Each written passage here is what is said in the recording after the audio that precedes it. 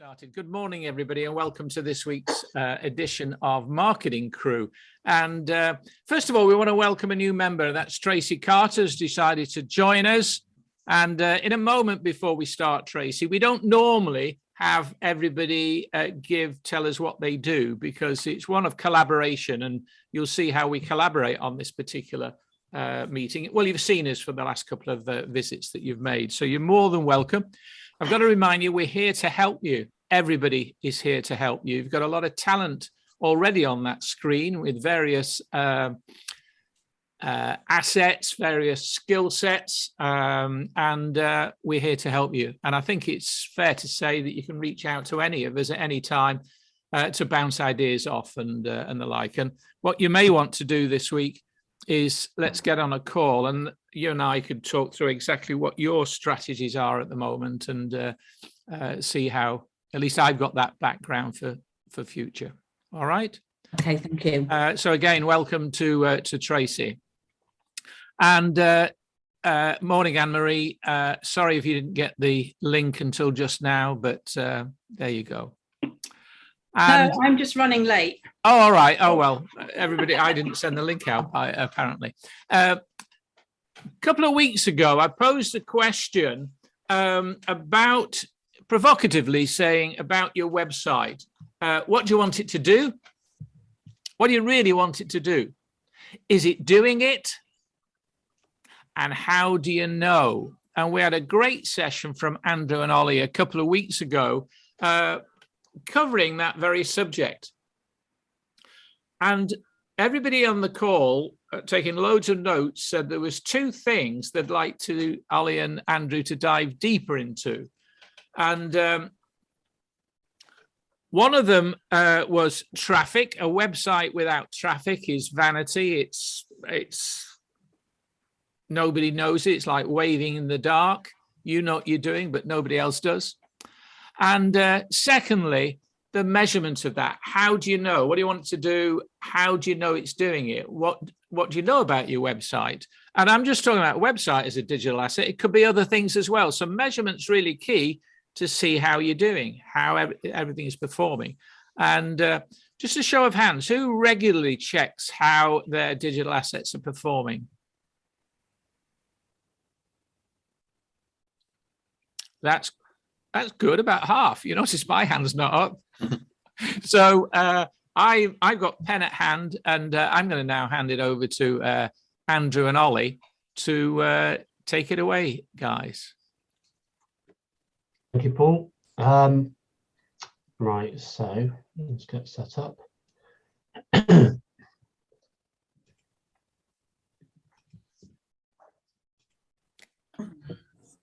You all see that? Yes. Yep. Yeah. Fantastic. Okay, so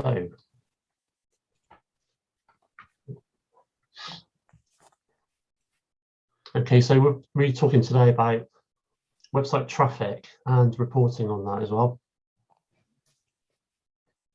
So first of all, we're going to cover traffic sources. These come into several categories. So first of all, direct traffic. The thing with direct traffic, these are people that come directly to your website because they know about it. Really, really important. A lot of stuff this is pretty basics, really, but it's amazing the amount of people that don't think of this stuff. Ensure the visibility of a web address across all media. Everything that you put out has to have your web address on. Make sure that everything's consistent. You know, whether it's flyers that you're doing, you know, in print, or whether it's social media, or whatever it is, just ensure that your web address is always present. It's always on your materials. The other thing as well is try and encourage people to, when they visit your website, to bookmark your site. A good way to do that is if you write pieces that are good for reference, so people might want to come back and check that as a reference piece, or a series of articles. You may release a series of articles so that you encourage people to keep coming back to read the next installment. So one of the biggest ways in which traffic comes to our websites is through organic search.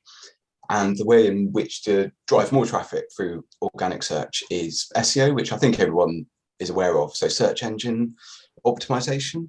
And that can be broken down into 4 sections. So the first one is on-page SEO. So that is basically everything you do on your website to influence how it appears in the rankings. So Google will look at your website, your content on your site, and it will determine whether it's relevant or not for the user's search. And the main way in which, not the main way, there's loads of ways they do it. They have lots of different ranking signals, but one of the ways they do it is through looking at keywords, so matching keywords to queries. So those keywords need to be relevant, and they need to be matching the user intent as well. And by user intent is people have different intentions behind their search. So some people might be a navigational intent. They might be looking for directions to a business. So for example, maybe Rod, they might be wanting to get directions to the crematorium or his unit to visit their loved one there. There might be informational intent where people are trying to find an answer to a topic. There might be a commercial intent where people are trying to buy something, so whether a product or a service, and a transactional one where they actually go onto your site and they buy that particular product there. So it's when trying to get more traffic through organic search and optimizing your site, think about the intention behind your users. And a big part of that is obviously looking at the keywords. So finding out what people are searching for to find a website like yours. So we all like to think that we know what people want and are looking for our site, and we're often too close to it, whereas people are actually think in a different way. So I've used this example a lot before, but a guy who does lawn care, we found out that people actually use the term grass cutting Wells or grass cutting Glastonbury to find him, not just lawn mowing Glastonbury or lawn mowing Wells. So it's figuring out the different ways people find you. And then also when you're looking at keywords, there's a difference between short tail and long tail keywords. So short tail ones are much more general. So for example, it might be, I used Nick, for example, headshot photography is a short tail term. There's a lot of search volume for that. So you might find tens of thousands of people search for that a month. But the problem with that is it's harder to rank and there's much more competition. Whereas if you were looking for a long tail keyword, might be something like outdoor headshot photography, or even better would be something like professional outdoor headshot photography. And you'll find that there's less competition, slightly easier to rank for, and the people that are looking for that absolutely want that service because they're being very specific about it. And also, while you're doing keyword research, is also to look at your competitors as well. So to have a look at your competitor websites, maybe try and figure out where they're ranking for certain keywords as well, what tactics they're using, and you can employ those on your site. And the most common way of doing that is optimizing title tags, your content, internal links, and your URL structure.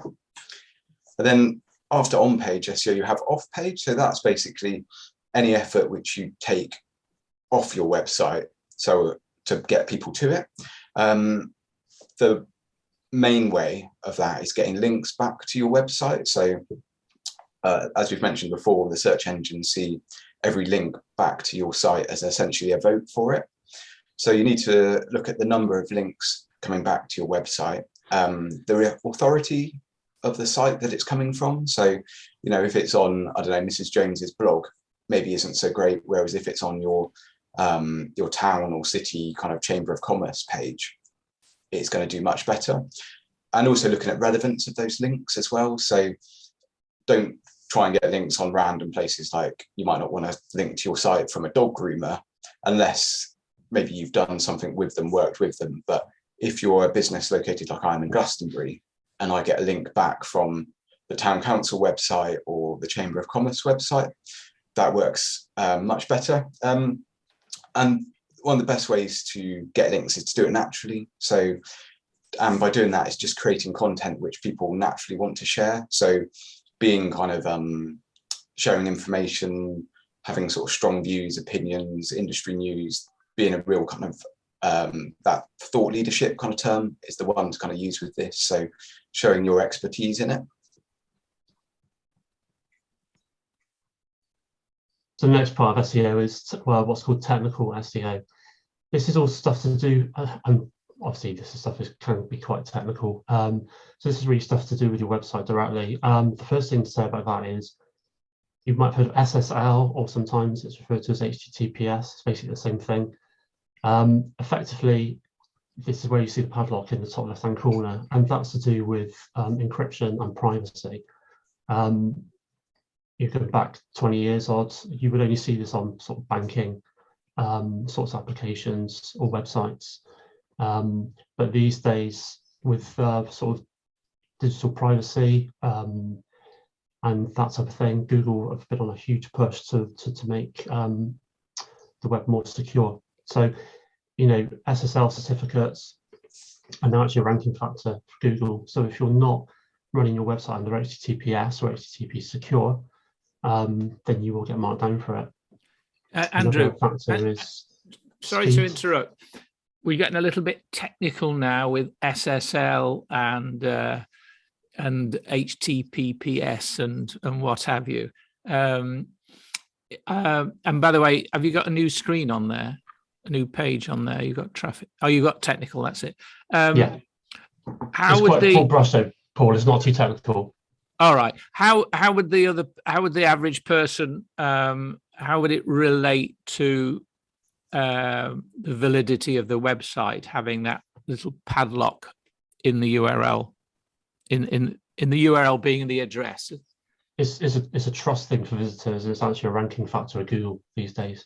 So Google takes as much note, because I'm wondering whether anybody notices things like that. Yeah. So it's Google. Yeah, no, You'll get a warning if a website doesn't have it. Not only do you as a user, when you go on the site, you see a warning about it, but Google will flag it up in the search results, and it will drop it lower down as well. So it is important to make sure that you've kind of got one of those in place. Okay, all right. Yeah, just to expand on that, what Ollie's just said as well, quite often, actually, a client phoned me up.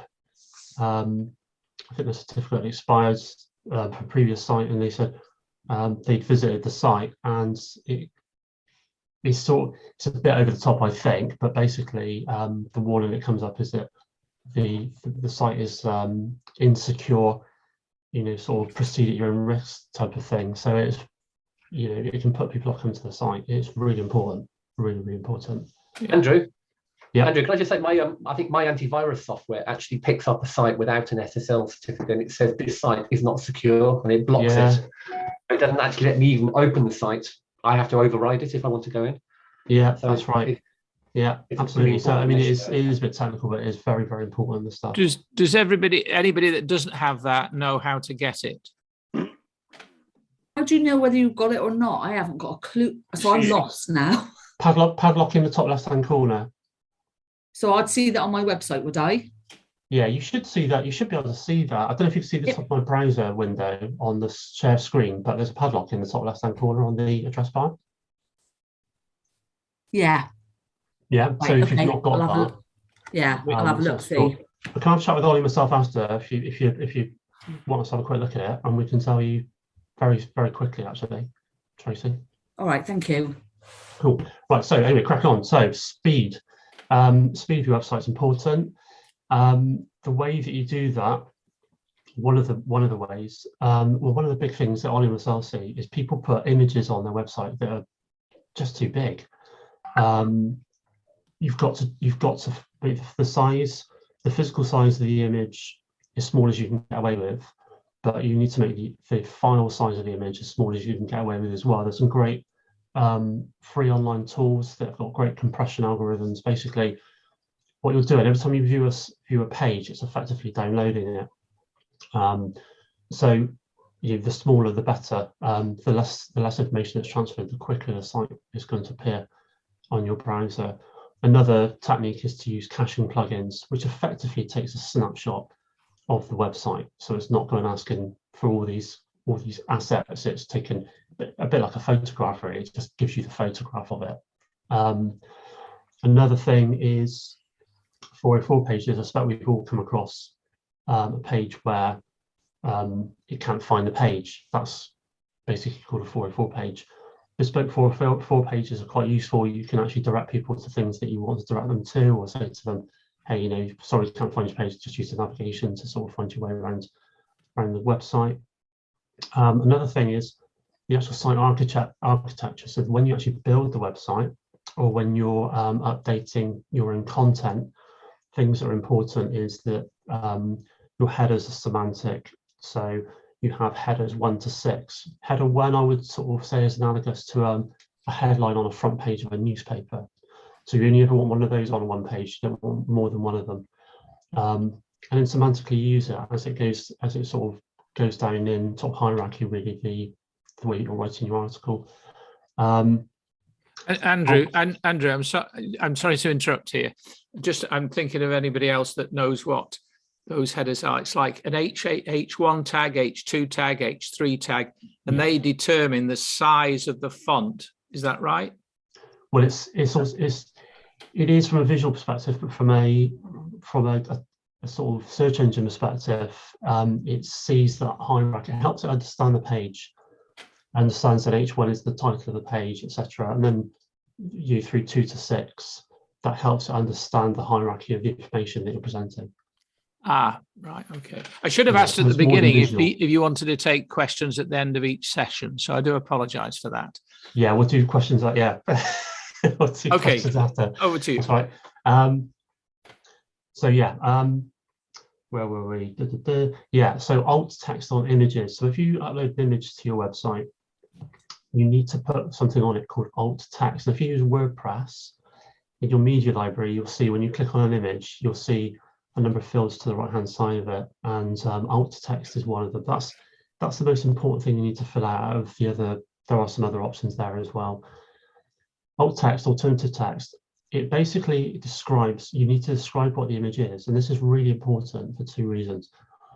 First and foremost, people that are partially sighted quite often use screen readers, so their browsers read the page to them. So if you have an image that the screen reader can't see inside the image to understand it, they miss out on what that image is and the supporting information that it presents on the page.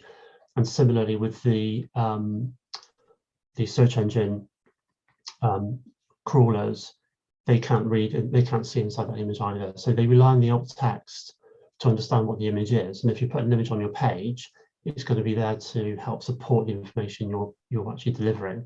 So that's really important. And again, that's a ranking factor as well. You can be marked down if you've not got alt text on your images. Another great thing is to internal linking. Try and link when you write articles or the content on your actual core pages of your website. Try and interlink to other relevant information on your website. That's a very useful technique as well. And also things like meta titles and descriptions. And what that is, when you do a search for something on Google or Bing or whatever it is, you end up with a page of results. That's called a search engine results page. And those little headings and little explanations, that is basically little descriptions. That is the meta titles and descriptions. So that's important as well. And again, going back to WordPress, you know, if there's an SEO plugin on your website, most have them. I know Ollie myself was putting them in for our clients. You have a little box there where you can put this information in, and it's usually quite helpful. They help make sure it's of the correct length, so it's not going to overrun, and then you sort of, the important part of your description on the results page, you don't see it. So that type of stuff. So moving on, and again, a little bit technical, duplicate content. So duplicate content, you can be marked down for. You might think duplicate content is if you're literally copying an article and put it somewhere else, but it's actually more than that. If you're using, going back to SSL, and you're under HTTPS, then there are effectively 4 ways people can access your website. You've effectively got 4 addresses. You've got HTTP and your domain name.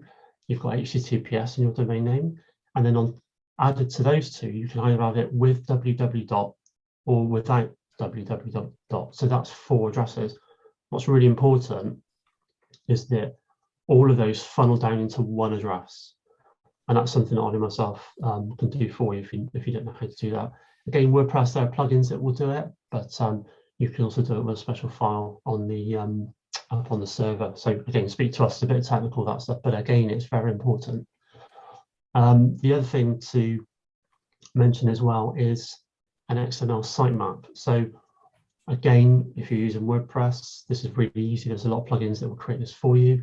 It's a map of your website with all the links and different pages, and it can get quite in detail if it's quite a large website.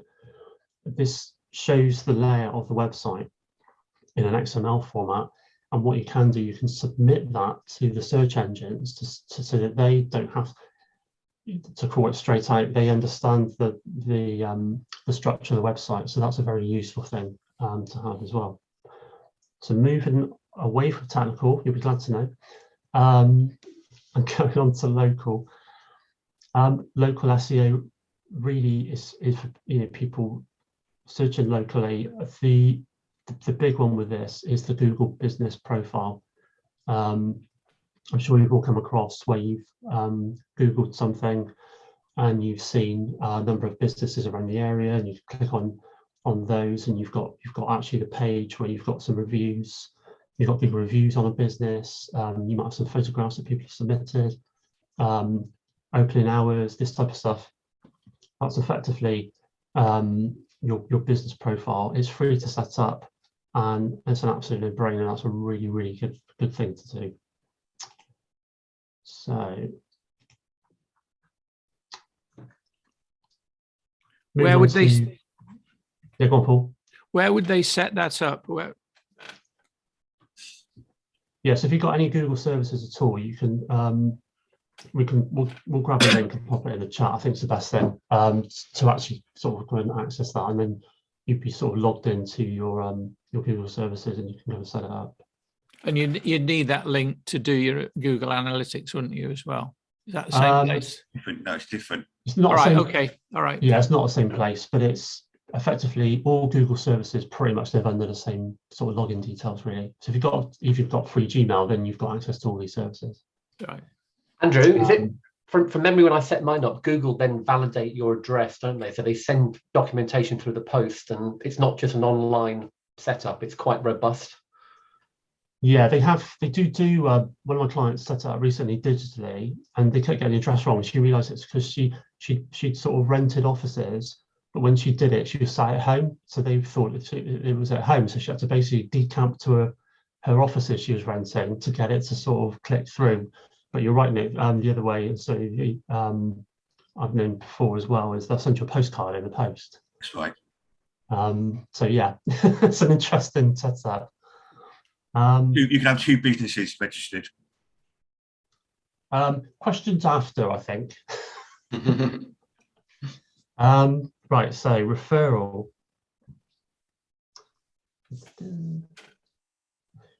Yeah, so referral traffic. So this sort of touches on what Ollie said previously, actually. Referral traffic is links from other sites. You can have guest articles on sites from your industry, so you can approach people. Some of the big websites, they actually charge you to write for them, which is a bit rich. So it's not an ongoing thing. That it could be quite good as an ad hoc type thing. Really, again, something that Ollie picked up on previously was that really the goal is to create, brilliant content that people want to share, and they're going to link to, they're going to cite. That's really the best way to get referral traffic. Also, business directories. A lot of people don't think about business directories these days, but again, they are another place where you can, pop in your sort of credentials, and people can find you. And then we get back to Google Business Profile as well, as I've previously mentioned.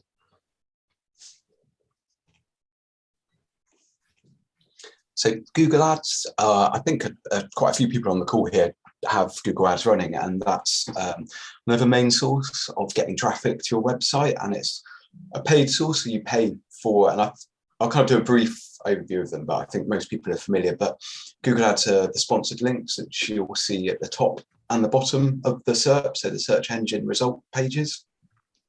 Essentially, you set a daily budget, so it might be £10 per day, and every time someone clicks on your advert, it comes out of that £10. Companies effectively do a blind auction on those adverts or keywords, for the ads to show up. So mine might be, say, web design Glastonbury. I might be prepared to pay £2 to £3 per click, but there might be another company prepared to pay £3 to £5 a click. So their ads will appear above mine and more regularly. And that bid can be adjusted either manually or automated bidding through kind of Google.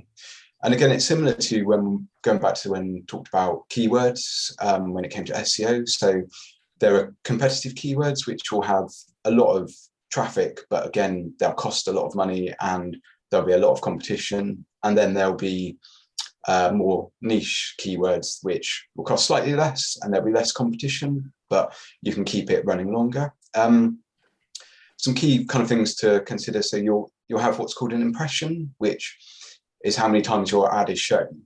And then you'll have a click, which is how many times someone's clicked on that advert. So impressions doesn't mean clicks. Then you have something called a conversion rate. So that's basically the cost per click versus what that click is worth to your business. So for me, if someone clicks on my advert, it might be worth, a couple of grand, say, for example, per click. So I'm prepared to spend £10 per click because I know it's getting me a good result. Whereas if I'm selling a product that's maybe £3 or £4 and it's costing me £2 or £3 per click, it's not worth me looking at.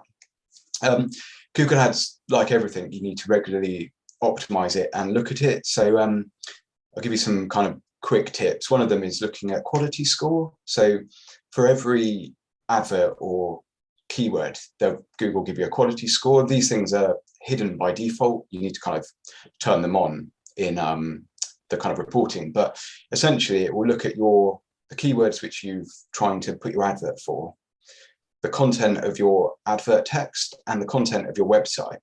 And it will look at those things and it will try and say if that all matches together. And if it does, you'll get 8 or 9 out of 10.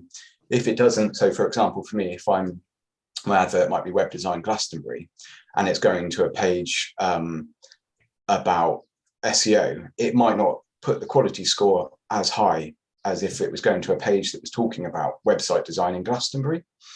And another thing to look at on your ads is obviously you want to get people to click on them. So there are things called ad extensions. So you'll notice underneath your adverts, there'll be little blue links, which are often automatically generated. So for my site, it might bring up my portfolio services, but you can also, per ad group, you can create your own links for those. So the idea is to try and get people to click on and to offer value. So for example, a client I'm working with, they sell laundry detergent that's suitable for people with sensitive skin.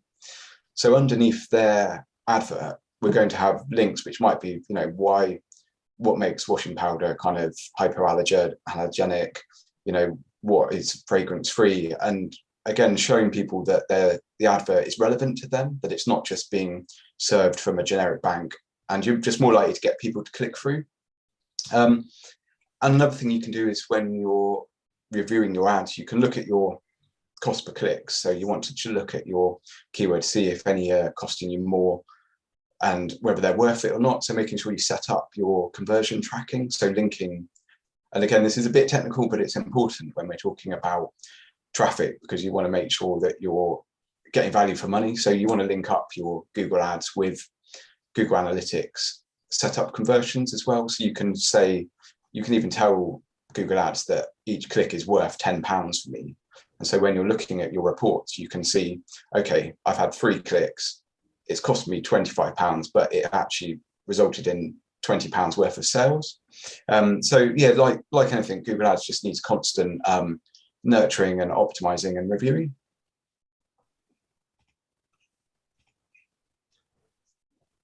So the last source of traffic we're going to cover is social, and I think most people, understand this and use this quite a lot actually. So again, I mean, really with social, come back to writing quality content. I mean, you really, there's a theme running here, and it really is about sort of adding value, I think. So yeah, writing quality content on site, you can, and then link it from your social accounts. So you could basically tease articles or whatever on your social accounts, and then people want to continue reading, they want to read the full article. you might do a series or whatever, you know, take them through to your website, to the actual article on your website. Obviously, blog pages, those types of things are great mechanisms for that. Make sure your social bios are up to scratch. I think we all grind. I'm probably guilty of this myself, actually, where we sort of create these accounts and then we forget about them, or we start using them, and gradually as your message changes, they might all be a little bit out of sync with one another. So just go through and make sure that everything's, you know, consistent. Also post regularly. I know we hear this a lot from social media gurus, but one of the things that people think is they haven't got time to post. The main thing is, yeah, there are optimum sort of amounts of times that you should be posting. Marcus, you know, I know he's all over this on LinkedIn, for example. But I think one of the main things is that even if it's once a week, just do it regularly. You know, that's really the main message. Make sure you regularly do it. Also, consistent messaging. You know, make sure you're always speaking with the same voice. You make sure you're on brand to coin a phrase. And also make it personal. Obviously, it's a bit of a cliche, but people do buy from people. Make it personal. You know, get a connection with people. And use have correct use of hashtags. Try not to reuse the same old hashtags all of the time. So that's really the traffic. So moving on to reporting. So one of the first things when it comes to reporting you want to do is monitor. So you've got your keywords and you're hoping to rank for these terms. You want to monitor where you're ranking for them. So you want to see hopefully an improvement, that you were, you know, number 15 on the search engine result pages and you're gradually climbing up. There are loads of different programs you can subscribe to, you know, that cost to do it. Google Search Console is really good. It's not as, doesn't give you as much of all the other information, but it is, you know, it's free to use, so it's worth doing, and we'll kind of show you in a second bits to look out for in there. And then also it's really important, and we've talked a lot about Google, but don't forget about Bing. So Bing powers pretty much all the other search engines as well, from Yahoo to DuckDuckGo. Its market share is much smaller, so it's less than 10%, but it's good if you're a B2B, like a lot of us are, because it's installed on more sort of enterprise machines in offices. And it's also popular with an older audience as well. So if our customer bases are of a slightly older generation, it's again worth kind of making sure that you're optimizing for Bing as well. And there, as well as Search Console, which Andrew will cover in a minute, Bing has its alternative.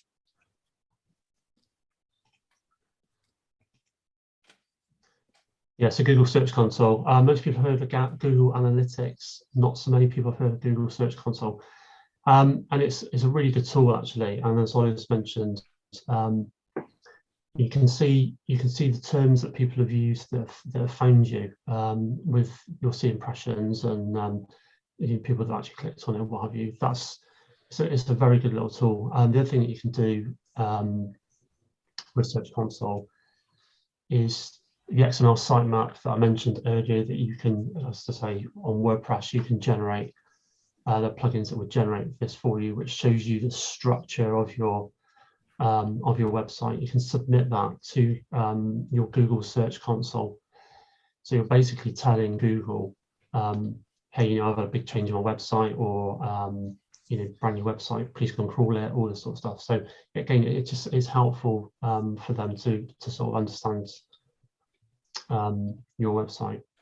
So this is just a screenshot of Google Search Console. It just gives you a little bit of a, you know, what it looks like, and you can see there are a number of things on here. I mean, obviously this is on the sort of performance screen. You can see on the left under index we've got sitemaps. You know, that's where you would submit your sitemap, and there are things like mobile usability. The other good thing with Search Console is it will email you if it finds any issues with your site. So you might put a new article up or a new page, and it might find that it's not the best on mobile, and it will email you and tell you as much, so you can go and fix that stuff. So yeah, really good tool. And certainly, if you're not comfortable setting this sort of stuff up, then come and speak to Ollie and myself, and we can give you a hand. So when it comes to reporting, Google Analytics is the go-to one, which is interesting how this pans out. I think it's Austria that are looking to ban it at the moment because it contravenes their privacy laws. But anyway, so Google Analytics is the place to look where you can find all sorts of information about the visitors on your website. We're just going to give you a little run through of some of the key things you need to look out for.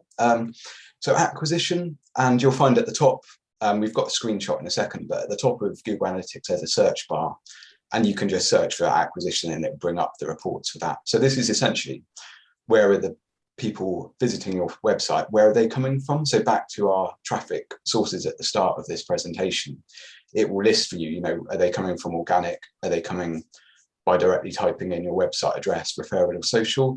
And that just helps you to understand that any work that you're doing in terms of marketing, how is it working? So if you're spending a lot of time on social posts, is it bringing traffic into your website? Although, you know, social is much more about brand awareness. But again, if you're doing an email campaign, you want to see that it's having a result on your website.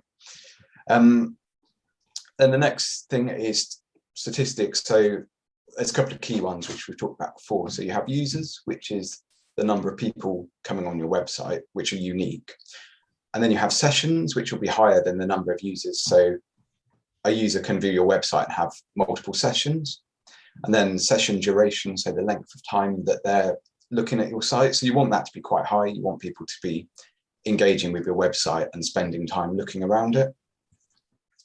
And then another important one to look at is devices. So you can look and you can see, are people using desktops? Are they using iPads? Are they using mobiles? And making sure that your website functions and looks consistent across all of those devices. So if you're finding that people are accessing your website using a mobile the most, you want to check your website on a mobile and just make sure that everything looks right, that images aren't going off the screen, buttons aren't in unusual places, so that it's offering a consistent performance.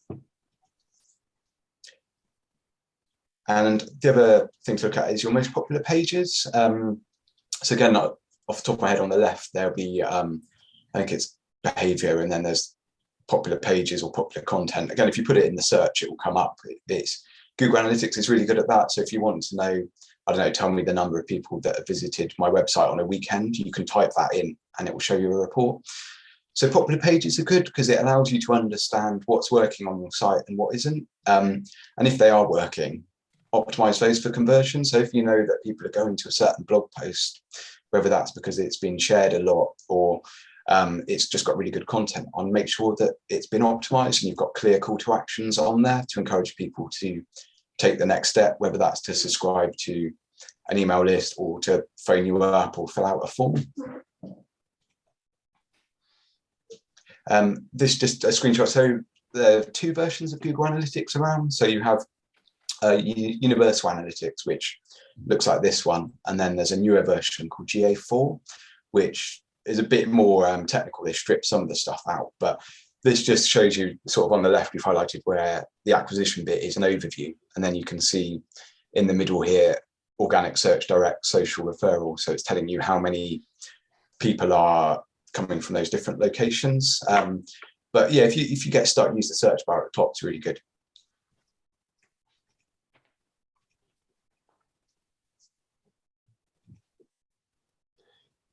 So another thing you can look at on analytics is exit pages. So this shows you the pages where people leave your website. So this is quite a good tool to find out where people are leaving, and then you can start to look at those pages and see, you know, why they're leaving. It's sort of a case of look at the pages where people spend more time and do more of that on the pages where they spend less time or where they're actually leaving the site. You can also implement little tricks like pop-ups and lead magnets.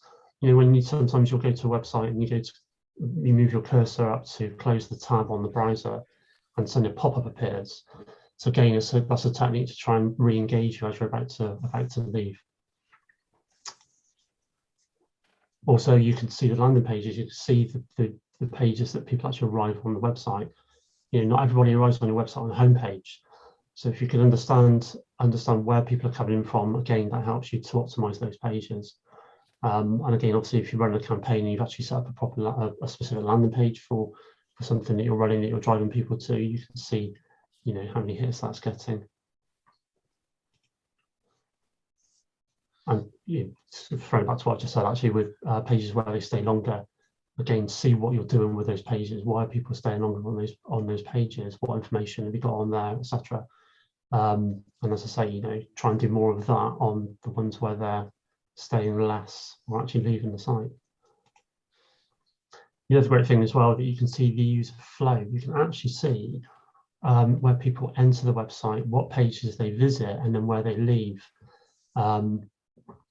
So that allows you, you know, if you've thought about your website and you've thought about the sort of visitor journey or the user journey that you want them to go on that website to end up doing something, whether it's to book a call, whether it's to actually purchase something, whether it's to download a free digital thing so you can capture their sort of details, you can see if they're actually going through that site the way you want them to. And then that allows you, if they're not, then that allows you to tweak it and optimize it. So we appreciate we've given you a lot of technical information, in-depth information so far. So we wanted to leave you with top 3 tips. So from traffic and reporting, just some hopefully actionable steps you can go away with. So when it comes to traffic, my tip number 1 is to be consistent with the way in which your business is presented across all platforms. And that is essentially what, so if you're a location-based business, you want to make sure that your name, address, and phone number, and you'll see this is an acronym that's NAP, N-A-P, is consistent across all of your profiles. So whether that's your website, your social media, your business listings, you know, on your Google business profile, or things like that. The search engines see that as really important in terms of serving relevant results. And I'll give you some statistics to emphasize that, especially when it comes to local search. So 46% of all searches on Google are for local businesses. And then 88% of searches for local businesses on a mobile, they result in either a call or a visit to that business within 24 hours. So you want to make sure that, your name, address, and phone number are consistent across everywhere. And that goes down to even little things. So if you're a limited company, put that on, you know, you'll get your business profile on your social media. So just keep it consistent. Tip number 2, so is ensuring that you include keywords in your content. Your page content on your site needs to match the query of search query. So Google looks at your page content to determine how relevant your site is for that result. So you need to, if someone's searching, for example, for me, web design Glastonbury, I need to include those terms on there. And the way to do that is including it in, you know, your title, your content, the images Andrew sort of touched on earlier, your website links, and your page names. And then my final tip is regularly add quality content that your audience wants to read and share. It's kind of an obvious one, but content is king. No matter how much we want to have kind of these, you know, put a keyword in here or submit it to this certain program, just creating really good content that helps you rank high and attracts links. And again, I sort of mentioned earlier, a good way of doing that is either presenting original research, so your original kind of findings on things, or a strong opinion about something, and goes back to that thought leadership. So you want to become the expert in your field. So if you're a photographer, you want to talk about everything to do with your particular niche of photography. If you're, you know, someone who writes books, you know, like Anne-Marie, you want to cover all the topics people might have about books. So, you know, how do I get them published? Can I self-publish them?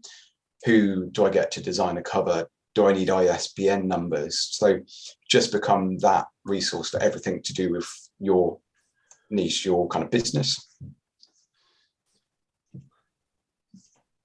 So our top 3 tips for reporting, and these are going to be a bit obvious, But again, you'd be surprised how many people don't do this stuff, or some people have never even heard of it, bizarrely.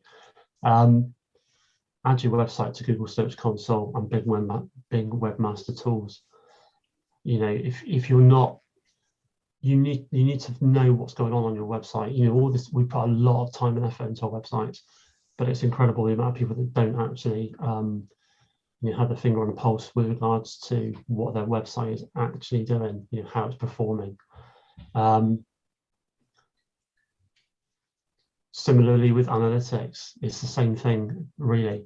Two sides of the same coin. You need to make sure that you're keeping tabs on what's going on your website, and that allows you to constantly optimize it and make it better, make it more focused on what you're actually trying to do.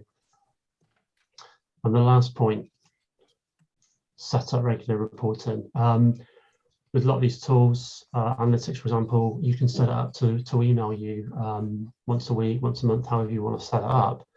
So you don't have to consciously think, oh, I must go and log into my analytics account. It will just email you. Your email will arrive, and you can, brilliant. You can see how it's performing and what have you. And you can set up different types of reports and stuff like that. So that really concludes the presentation. What I will say is that some of this stuff is a bit technical, and if you need a hand, or if you've got any questions or anything, just come and speak to Ollie or myself. We're very happy to help out. We can have a quick look for you.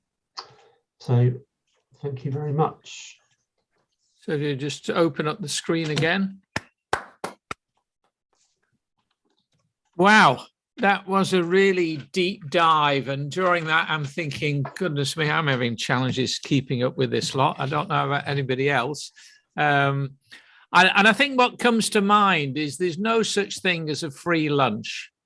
What I mean by that is that very often, as when we start out in business with a limited amount of resource, we look to do things for free, or we look to, when we haven't got many clients to talk to, we look to build our own and get involved in being an amateur web creator. I mean, I can throw a website up quite clearly and quite quickly, but I've done that over many years.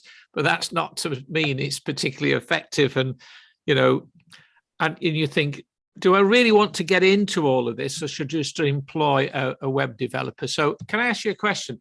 Do most web designers, and these to the people that have got paid for web designers, are they reporting back freely? Are they supporting you by understanding all this, by trying to educate you on this stuff?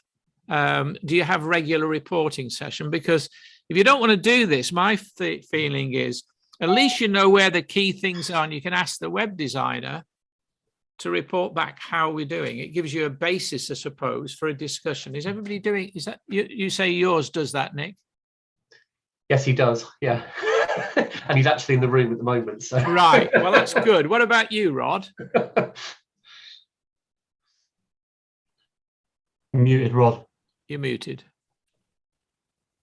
No, I have to inspire all the, all of a sudden the guys got very busy. So I'm looking at alternatives, aren't I? So, I personally, all that stuff you were talking about, straight over the top of there, not interested, don't want to know about it. I want an expert to do it for me. I don't do anything I can't do professionally properly. I really don't. I just don't see the point in it. I could try and do it, take hours and hours and hours. I'd cock it up. I'd get frustrated. I'd end up over there giving old Dan some money in the pub. I think also you'd end up being a trainee web developer, and these guys are professionals who have been doing it over a year. I think the whole idea of this is to really see, to think, I've got a website. I'm about to put a website up.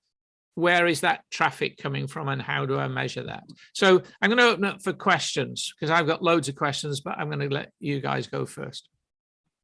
Marcus. I'll slightly disagree with you on that point, just for the sake of it. I think good. All the stuff you've been talking about is quite basic, really, and any business should be able to implement what you've been talking about. Except that's if they're building their own website, and knowing and talking to a lot of people, they can't work out the mobile phone, let alone build a website. Well, why not just go and learn it? It's all out there. It's not difficult. It isn't, but it can take up your time when you could be learning, you could be, implementing, you'll be out talking to people. Yes, business, I do. I agree with that. And then my question is, guys, on alt text, if you, like with me, I've got a lot of images in my website on the portfolio section in particular, maybe 20, 30 images. It's really onerous to put alt text on every image. Is it really worth doing, or is it not? Or is it mainly for the homepage? 100% worth doing. Yeah. Not only from the accessibility point of view. As Andrew sort of said, that's the original purpose of alt text, is to describe images for visually impaired people.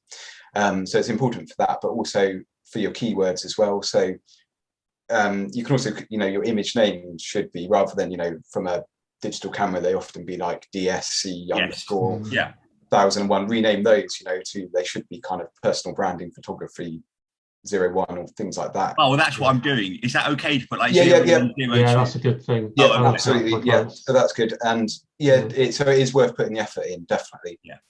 Okay. I notice if you want to edit a post that you just put up on LinkedIn, and you've got an image, it actually directs you first of all to actually describe the image. So obviously they're doing it as well. Are you just saying, from what you've just said, that marketers could put, do you describe it in long tail, or is it brief? And can you have every image being described the same way? What you're trying to do is you're trying to describe each individual image to somebody who is if you think in terms of somebody visually impaired, that their software is reading what this image is to them, you value that image because you're trying to add more weight to what you're saying. Picture takes 1,000 words, so you're actually trying to describe what that image is. That's what the nub of it is. There are other things you can do. You can do like captions and descriptions. Yeah, nice to have, lovely, but the alt text, that's the one. Make sure that's done. So actually, I usually do the alt text for my clients when I build a site. One client he moves machinery to make silicon chips and pharmaceutical stuff, and I actually said to him, do you know what, I said, can you put this alt text in for me, because I have no idea what I'm looking at. So he did, because it would just be pointless. Okay, and Nick. Yeah, I just wanted to build on Rod's comment. I think Rod's absolutely right here. We're all kind of professionals in our own field, but I think Ollie and Andrew have shown today that web design is it's just so multi-layered and so complicated, and it's always changing. And I think you can, a little bit of information can be quite dangerous sometimes. I always thought I actually knew quite a lot about my website, but having worked with Ollie, I realised how little I know. And there are just things in the website, things like plugin updates and security patches that you don't know about. And I think there is a time to actually hand it over to a professional, let them do what they do well, and you focus on what you do well. And I think, having made that transition, my previous web designer he was great visually as a designer, but he didn't really understand a lot, or he didn't actively manage a lot of the technical stuff under the hood. And I think that's the big difference. And it allows you to kind of get on with running your own business, I think, if you've got complete trust in someone who does know what they're doing. But just building on that, can I just ask maybe one kind of technical question? In terms of the SEO tools, Andrew and Ollie, the readability scores, I've never quite got my head, sometimes they're quite nuanced, aren't they? And trying to get a readability score up in SEO can be quite difficult. Should we spend the time doing it, or is the kind of perfection not really worth the effort? I would say, trying to get those green, I think Nick is, trying to get those green is a pain in the ass for the readability, because you have to, all the kind of joining words and things like that you have to do. You can use something like Grammarly. If you pay for Grammarly, can help with structuring it and tone of voice. But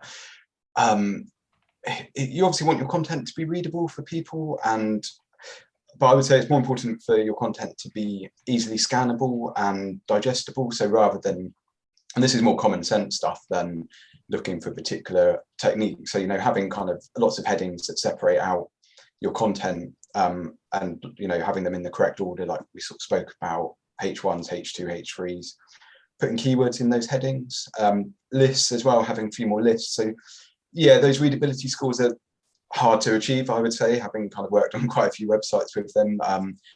And you can change one thing and then it all goes back to red. So if you think it kind of reads well and you get to an amber score, then yeah, more than good enough. It's more than good enough. I think, yeah, make sure, read it from, all of these technical things are really good, but I think it's also reading it just from a user point of view. So you just want to read it for yourself and think, does that sound okay? Is that something other people would find easy to read? Would they enjoy reading it? Yeah, that makes sense. Thanks, Ollie. With those things, as Ollie sort of touched on, it's one of those tasks. It's sort of diminishing returns the further you go with it. So do what you can with it, but you can, with a lot of the stuff, you can become really obsessed with it. And you don't get a lot of return. The further down the rabbit hole you go, the less return you get from it. I know a lot of people love using, well, I say love using it, a lot of people use the Yoast SEO plugin on WordPress, and you can get down a right old rabbit hole with that. I mean, honestly, it's crazy. And you're not actually getting that much return for the hours you're plowing into it by the finish, but do all the low-hanging fruit straight away, and then go as far as you can with it. Good advice, thanks. Tracy, brand new member, and have you been building your own website, or have you got somebody else doing that for you? So I've got somebody else that did my website that uses WordPress. So I think all those things that you're talking about is done by her. But what I haven't got is the Google Analytics. I haven't got any reporting. And that's kind of where I'm stuck on this. And I guess I want to understand it better than I do, so as I know what I'm looking at. But I've got to be honest, it was great listening to you, but I'm completely at a loss because in fact, I think I signed up for Google Analytics, had something come through the post, but then didn't know what to do with it. And it's kind of in a drawer and it's probably run out of date. And so I'm kind of a complete novice on some of this stuff. Well, I particularly ask you that because it can be overwhelming. So the first question you need to ask is, there are lots of people in pubs that will do a website. Rod's been talking to somebody, and there's lots of people that can do a video, and lots of people can do that. And I'm sure Nathan comes across lots of people can take photographs. But when it comes to a website, if it's really is key, it's a digital asset to your business, it's the doorway to your business. The first question you've got to ask of her is she does she build good-looking websites, or does she do workable websites? In other words, you need to ask her about the Google Analytics, because in my experience, back along, you came across a lot of website designers rather than technicians, and you can clearly see there's a lot. Design is one thing; having it look whizzy is great, and people get all impressed and excited about it. But that's not the most important bit. Ollie, what would you say to that? Yeah, I was going to say, you'll find most web designers should, they will probably add Google Analytics and Search Console and things like that to your website. You can go to a site called builtwith.com and you can put your website address in and it will tell you what technologies are used on there. And I'm saying that because what you don't want to do is start adding it if someone's already set it up, because you've got a whole load of historical information there that you'll lose, and B, it just gets a bit of a pain to do. So I would check with your current kind of designer developer who will be able to, and you'll find it's probably already there. They just need to give you access. It probably is, and you're probably right. And that's the bit I've got to follow up with. Oh, sorry, the sun's shining in now. And yeah, they can easily set up reports, things like that. All of these things are, like I say, easy. Like Marcus, he's building his own site and things like that. He knows what he's doing, so it seems easy for probably him and for others. Whereas for other people, like maybe yourself, Tracy, like going into Google Analytics and setting up reports can be, quite a daunting thing. So yeah, reach out to either your current designer, developer, or Andrew or myself, where if you do need help with that. But once you set up those reports, they just fly in once a week, once a month, and then you can just look at them and understand. You don't have to log in and get bogged down with any of the other stuff there. Okay, thank you. At least you know what questions out of this that to ask, and I think that's the big benefit. Marcus, guys, do you think that niche websites are at a disadvantage as far as traffic goes? No, I would say so. Yeah, I would say they're not. I think when you're really broad, it gets quite hard. It's fine if you're really broad. It's hard for the search engines to understand exactly what you're offering and what you do. And this, I'll give an example of this when it comes to pages. If you've got a page of your website, you want to rank that web page for just one keyword or one keyword phrase. So, for example, I don't want to try and rank a page on my site for SEO, for hosting and domain names. It gets although it's under the general topic of web design and development, it's hard for the search engines to then truly understand that. Whereas if it has a separate page for domain names, separate page for hosting, it's much easier. So I would say niche websites are really good if you offer something that's a niche service that people are actually looking for. Go niche with it. It kind of works well. But at the expense of a very low traffic. I'll give an example. My website is keyworded around branding, photography, and maybe a couple of other ones. And yet, if somebody is, I've seen people who've got websites that do wedding photography, branding photography, baby photography, family photography.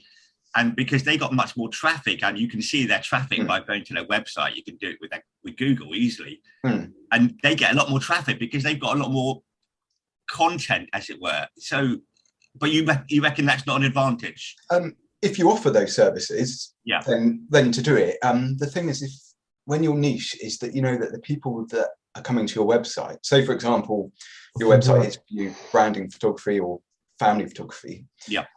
The people that are coming to your website want exactly what you do. Whereas if your website is, you've got family photography, newborn, there's a newborn photography, isn't there? Wedding photography, corporate photography.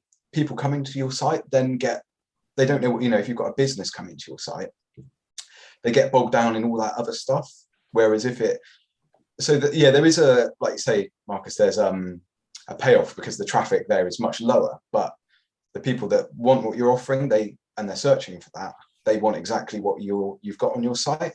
Yeah, thank you. That's very interesting. Very interesting. I'm looking at my analytics, and I've got incredibly low volume of traffic on my website. You've probably got more conversions though. The more those people are converting. Think of it like if you want pizza, do you go to the local kebab place that does everything? You do pizza, you do kebab, you do chicken.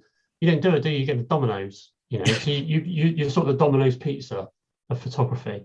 There's a strap line right there. Yeah, you can keep that. Take that one, Marcus. I've got it down. I've got that one down. I'll be using that one. Thank you. Yeah, but will that be a filled crust or a thin crust? But delivered in 30 minutes or your money back. You don't want to go that way. Nick.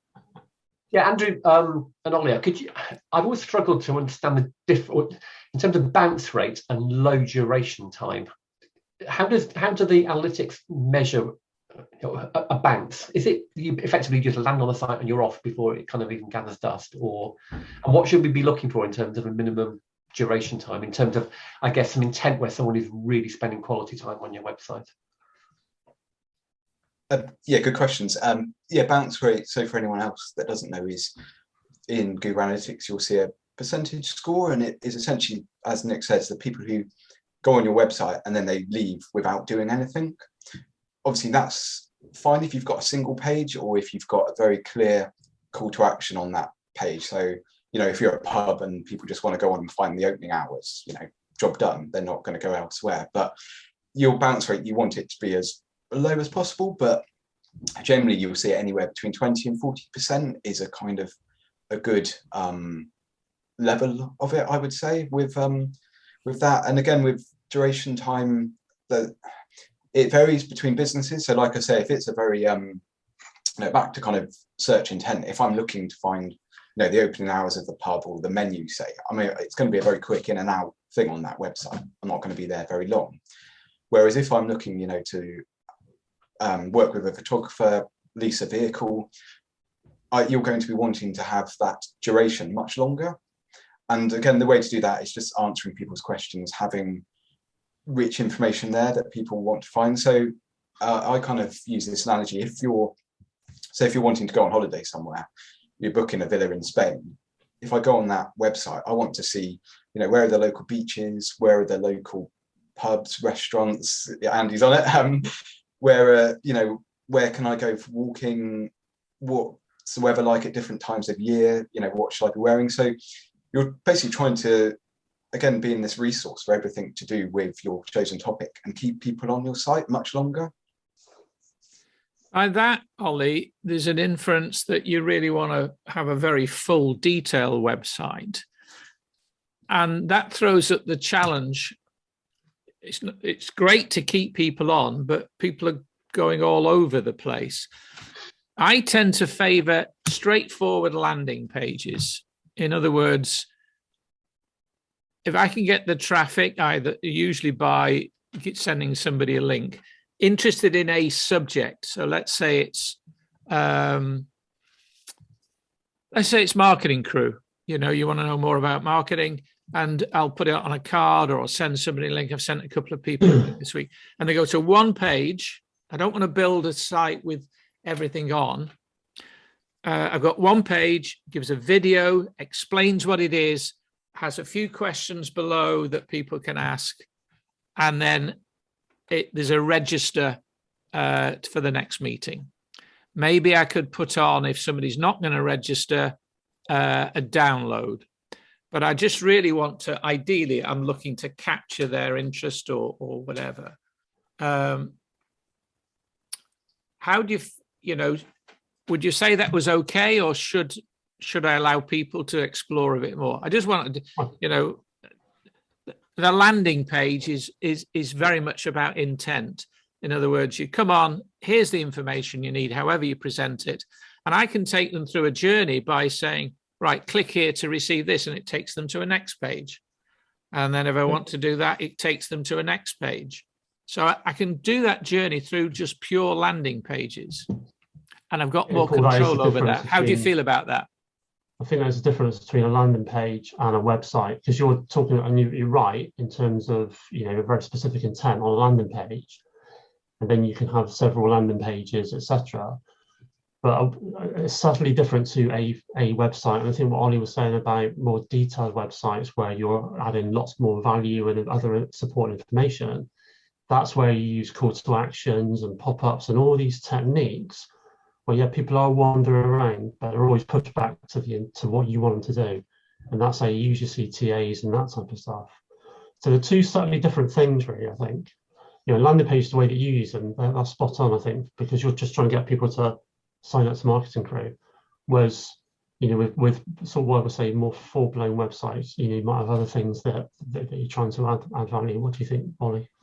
Yeah, I agree. I think landing pages work really well. Like, say, if you've got a very definite goal, which like you do there, Paul, you want people to sign up and you want them to just follow this route down the page. And especially if you're driving traffic to that page through, like you say, through emails, through your connections, so you're not relying so much on organic search for that. Whereas if you're relying on a full website that's more informational, like for example, for me, landing pages would work actually for certain kind of, as a way of testing things, to funnel them down. But people want to look at other things. They want to look at my portfolio of work. They want to look at testimonials. They want to look at the different services I offer. And I can put that on a landing page, but it's not going to be as rich as having it as separate pages on the site. That leads me on to the next question, because I can, on that landing page at the bottom, I can give them a menu, so I can send them to a blog, I can send them to a few recordings or snippets of recordings so they can get a feeling of that. And that is something on my mind. So the second question is, if I want to get those link backs or those forward links, am I best to have my blogs on my own site, or is it best to have them on a site like Medium or something else and then link back to that? What's the best way? Put them on your own site is best. You want to, because you're keeping them there. Yeah, you want traffic on your own website. If you're having it, by all means, post maybe a snippet on other places, but you want to get all of that. People call it link juice. So basically back to your website. So often, I think we might have covered this before, that you can have microsites with different things on, but ultimately you want to drive them to one place. If you're putting all of that effort in, you don't want to be diluting that around the internet. You want it all focused on one place. So I would put the blogs on your site, Paul, and then link to them from your landing pages. Very good point. And finally, on that bit about links, we heard from previous calls that LinkedIn and presumably Facebook and YouTube and all of the others, it's what they want. They want to keep people on their platform, so they don't like links in the body. So if I produce a YouTube video, I don't put a link back to Marketing Crew. And you mentioned about links on social back to your website. Are you better off to have that in the first comment? How do you feel about that? Yeah, it varies on platforms. So Instagram, you obviously can't put links in your posts. So you'll either find people put, link in bio, or they'll use something like Linktree. And you've probably all seen it when you click on someone's website. In their bio, it pops up a little list of 4 or 5 different links. So it might be, for you, Paul, it might be kind of, join Marketing Crew here, read my latest blog, or watch the latest video from Marketing Crew. Other platforms, they kind of vary, like Facebook and Twitter, you can put links on. It's also worth remembering that obviously you're all trying to get links back to your site. So also link to other people as well is really good when it comes to that. So, if you've used a resource like Paul on, in your blog, link to them. Don't be afraid to kind of link to, an article you've read elsewhere and share that kind of, that's how the internet's built. But yeah, going back to your original question, where to put the links, it varies on platforms really, but Instagram's the hardest because you get a lot of traction on there, but you can't put a link in the actual post itself. But LinkedIn, there's no problem. I do it for, if I put a website live, click to visit the website, that sort of thing. Yeah, I put something. There was a YouTube video yesterday for creatives that I shared. Martin, have you got a point? Because I've got one final point as well. Martin. No, it was just what Ollie was saying about LinkedIn. If you start putting links into LinkedIn, do they not get upset about that? Taking you off their platform, or are there workarounds around that? I know they convert the link, don't they, to a link, to a shortened one. It doesn't say YouTube, it converts it to a LinkedIn link. Anybody else know about that? Marcus? Yeah, you still are getting penalised for having a link in your post. So you can you're best putting in the comments, but that is changing. What, for the better or the worse? LinkedIn are going to allow people to leave their platform easier without being penalised. So you could say for the better. Oh, good. That's good news. Well, yeah. May I ask a question, Paul, to finish up with? Can I ask the guys for any future trends that they think will be happening with website design?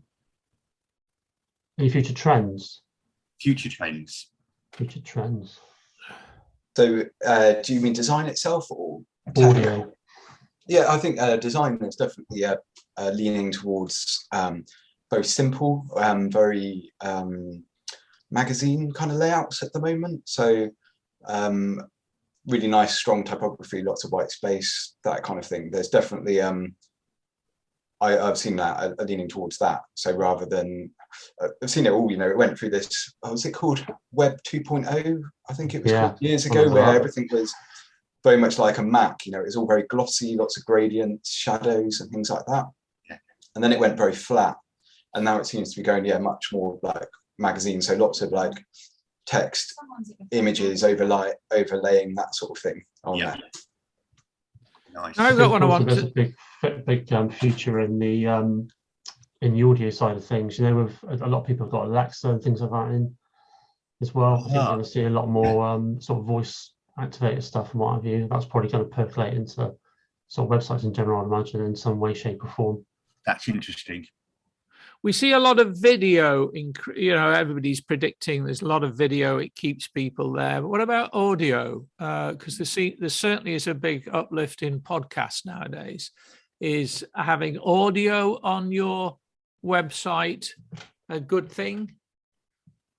It doesn't hurt. Yeah, anything that helps keep people on there is good. I think video again is brilliant, but set it all up on YouTube or Vimeo or Vivo or something like that, and then use that as a channel. But yeah, just touching very quickly on what Andrew said about search on devices, so like Alexa and things like that, and Google Home. So there's a thing called zero-click searches, which are massive amount of them. So it's where people search for something and they don't actually click on anything at all, and that's quite a big trend. So it's where you'll see, if you're asking how to boil an egg, you'll see a little bit at the top that will say, to boil an egg takes 2 to 3 minutes, stick it in boiling water or whatever. So there's a lot of that which happens at the moment, and it's a bit annoying for people like us where we want people to come to our website, but that is definitely something which we're seeing much, much more of. So these zero-click searches, so people's questions are answered without leaving the search engines, which is, crazy. I did some of that last night. I can't remember what it was for, but in other words, I got the answers that I wanted. Ollie, would you say that Google are encouraging that? Yeah, definitely.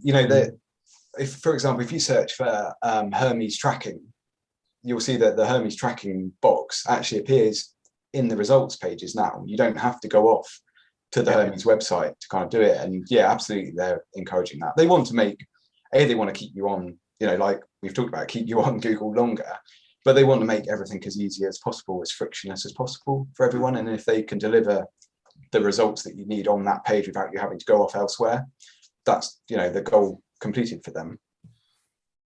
Marcus. Sorry to keep taking over here. There is one thing that I think is going to be the future, and I don't know, comments on it are welcome. And I think you're going to find that images are going to be put in the same hierarchy as keywording with the Google AI. I think they're going to start recognizing if images have been used before and whether they're stock images or whether they don't apply to the businesses. So I think that's going to be my, hopefully, obviously, big future trend for Google. And actually, whether they're paid for, right. Yes, whether they're paid for, and soundtracks. I've just done some video in Wells Cathedral, and the guy I'm working with has given me a track that he owns, and I know, and I can't remember. I pay for my soundtracks for anything I put on, but I know I can only use it in certain places. It's very dangerous to go and grab somebody else's soundtrack, and then you really can get into a lot of trouble. You've got to be very careful about that. I've got a point that may lead us to where we can dive deeper in a few weeks' time, and that's this. Ewan has said previously about the sandbox. In other words, a new website goes up, and I'll be talking to the videographers and the drone flyers separately, because I've got an idea here, Nathan, that could be very good. I know that you put a new website up, it can take 6 months in the sandbox. And I know anyway, building organic reach, you're up against a lot of competition, and that can take a lot of time. You're going to be very clever in those areas. And what you're doing that for is to get in front of somebody that's interested at that moment in buying your stuff or finding out more about your product. That is the whole purpose of what we're talking about. That's the purpose of traffic. The purpose of your website is to get the phone to ring. And if you're doing it purely organic, the cost of that is the time it takes. And the time you're having to sustain your overheads waiting for the phone to ring. The fastest way to get so there's a cost to that, and you've got to work that out. The fastest way to get the phone to ring, if you can master ads, is predictable, it can be scaled, it's equally challenging because you can waste a lot of money. But what would you advise? I mean, it's not a matter, everybody's different, but my feeling is that somebody ought to measure the cost of, like say, taking 12 months to hit a certain number of clients to get level, or 2 years or whatever, and the cost that it would be. And I've got a feeling that if you did it right, ad costs would be a downside cheaper. Discuss. Nick. I think one of the benefits of that approach, Paul, is if you have got the cash up front to be able to invest in ads, is that you're generating revenue, which then allows you to reinvest in more ads and create a sustainable model. But you've got to have the cash up front to be able to do it. Now, and not all businesses do. Well, that's a good point. Ollie. I would say the downside is that, though, is you have to keep doing it. So if you're focusing just on ads, you have to keep paying for those ads to get that traffic. Whereas if you put your budget into SEO and things like that, although it works better with doing it regularly, but once you've done that bit of optimization is there, and you don't have to go over it again. Although you need, keeping, I advise people to do it monthly is the best way to do it. But with ads, if you're paying, £500 a month for adverts and you're getting a level of inquiries through, you're going to keep needing to do that every month. If you decide to take a month off that, your traffic's just going to disappear. But why wouldn't you? If we're talking about measurements, I'm being the devil's advocate here. If you're paying £500 a month, and by the way, I don't think you necessarily have to do that, and it's generating £2,000 of the business or £5,000 of this or whatever makes that worthwhile, why would you not want to carry on doing it? Because it's like putting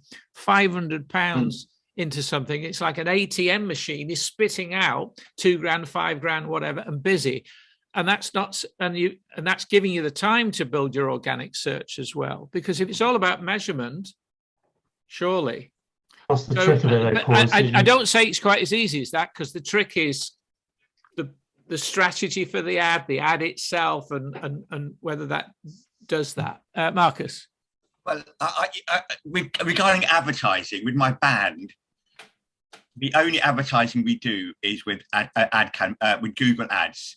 We spend roughly about £1,000 a month from Google Ads, and our return on that is round about 100,000 a year. Wow! And that is all we do is Google. And I get a bit frustrated saying, well, we should do more than that. We should do this and that. But we said, well, look, all you do is do the Google Ads. Nobody has to do any work. It's just all done for you. You just got to pay for it. So that, even though I find it very frustrating, it does work for our band. So in other words, £12,000 turns in £100,000 of the business. Now, to me, that's good maths. And why wouldn't you want to? You might want to tweak it to see if you can pay less or pay more, but then you might not be able to manage that business anyway. Anne-Marie. On the ads thing, do you need to have something specific that you are advertising? I know that sounds like a really silly question, but for me, for example, would it be like buy my course for £99 and you're advertising that? Or is that kind of where you get the most effect rather than just saying, hey, this is what I do on an advert?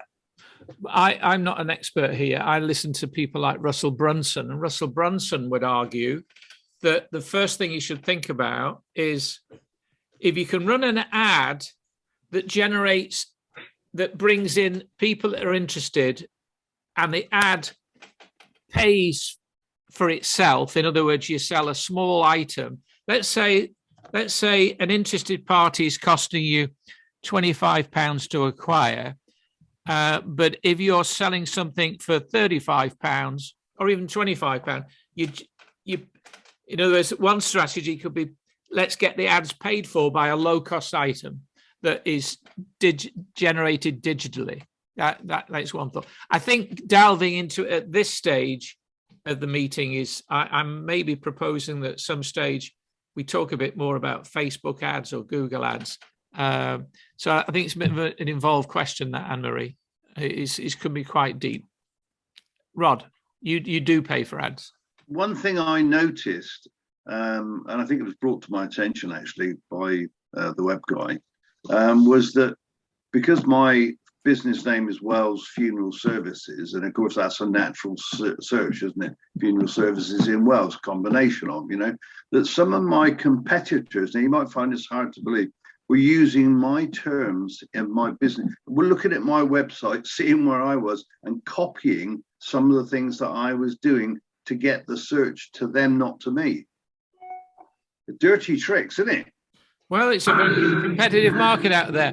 I know this conversation can go on even longer, but I'm really way out of time. I'm coming up to the half hour, 9:30. Can I first of all thank? No, before we thank that, just very quickly, any point you want to make from today, and what would you like to know more about future-wise, Marcus? Regarding website and SEO. No, just today's session. Anything you've taken from today? No, I loved it. Brilliant. Obviously, right up my street. I really enjoyed it. Yeah. Good. Rod. No, I don't like none of this. I don't want to do it. I'm not going to do it. I'm paying someone else to do it. I'm never going to do it. I'm going to the pub instead. I want to do what I do. Nick.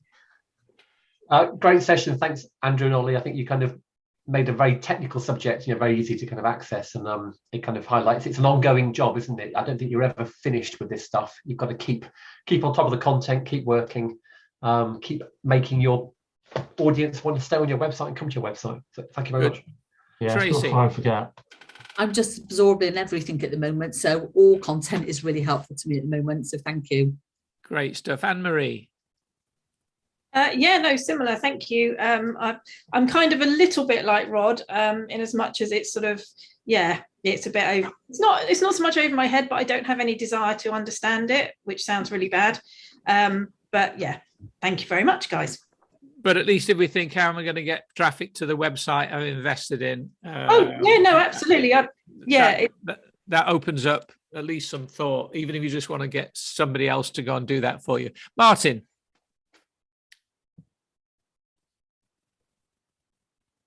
Martin, you're on silent. I think he's frozen. I think he's frozen. Yeah, Andy. Yeah, no, great session, guys.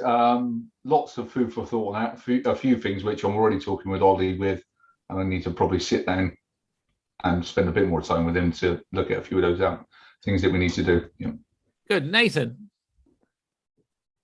Good session, guys. I'm speaking with Andrew later, actually, so I've had a few ideas. I liked your point there, Paul, about the kind of landing page approach as well, because that's something me and Andrew are speaking about for a couple of specific products. So thank you to you for asking that question. Very helpful. Good. Martin, are you Yeah, I froze, I think. Great session. It's I understand what they're talking about, but I also understand how knowledgeable they are and what depth they have. So it's great. Ollie, any feedback from you? How do your feelings? My feelings. Well, it's a good question. It's just refreshing to, I think, with Andrew and I both saying, actually, it's very fortunate to have this opportunity to do this and to get to hear other people's struggles and what they understand, what they don't understand. I think is actually really useful for us from like our business point of view, how we can talk to our customers in a different way and help them with issues that people on here are facing. So yeah, I found that really useful actually from doing the two presentations we've done. And Andrew. Yeah, I think it can be a bit of a rabbit hole, some of the stuff. It can be a bit technical, and hopefully we have put it across in a way that is understandable. Like I say, come and have a chat with us if you're unsure, if you just want to check something or whatever. We went down a bit of a rabbit hole on SSL, and it is a really important thing, really is. So if you're just going to be like, what was that? Just come have a chat with Ollie and myself. We can have a quick scoot around and tell you what's what on your website. Yeah. Thank you for listening.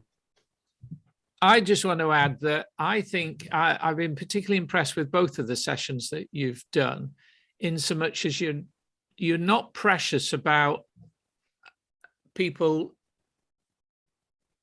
having to have their website done by a professional. You're quite open to the fact that for various reasons, a lot of people put something up themselves And I think that the content that you've provided over these last couple of sessions has been absolutely excellent. And you covered a very, very potentially very technical subject very well indeed. So I just like to say thank you to everybody again.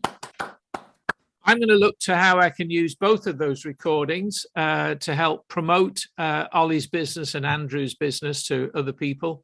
And I'm going to wish you all a very, very good week this week. And I'll talk separately, if I may, to Nathan. I want to have a separate discussion with Tracy to help. And we'll take it from there. All right. Have a great week. Thanks. Good, Paul. Thanks.